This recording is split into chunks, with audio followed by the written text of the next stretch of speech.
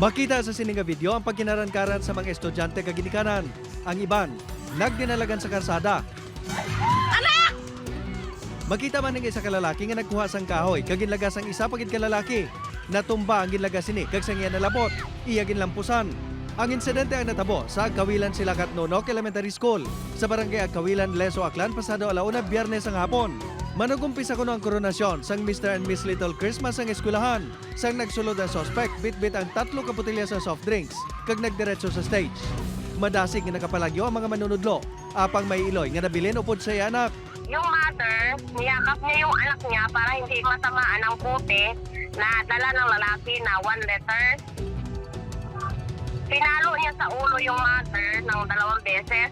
Halin sa stage, liwat nga nang lagas ang suspect kag nang lampos pagid sang kahoy. Lakip sa mga nalampusan sini ang isa ka siyam katuig nga estudyante nga babayi kag mag-asawa nga yara sa kuwasang eskwelahan. Agod mapauntat ang ginahimo sa suspect. Ginpululigan inihaboy sang bato sang pila ka residente. Tubtob nga natigayon ngayon ang mapunggan. 5 ang nasamaran sa insidente, lakip na ang suspect. Isa sa mga ini ang nagapabilin pa nga confined sa ospital sa Kalibo. Yung malaki kasi patawan to sa ating suspect sir. So, ginabitan nila sir ng bagay sir. So, pinarap nila sir para bumina ba sir yung pilsa ng ating suspect. Base sa impormasyon nga nakuha sang Leso Police, Biyernes lang sang aga sang ginpa-check up ang suspect nga si alias Dan, 41 anyos, bangod wala ini nakatulog, kag nagalain ang iya aktwasyon. Meron naman sa resita. Kaso lang sir, hindi pa naman sir na dili yung pagpapagpapag.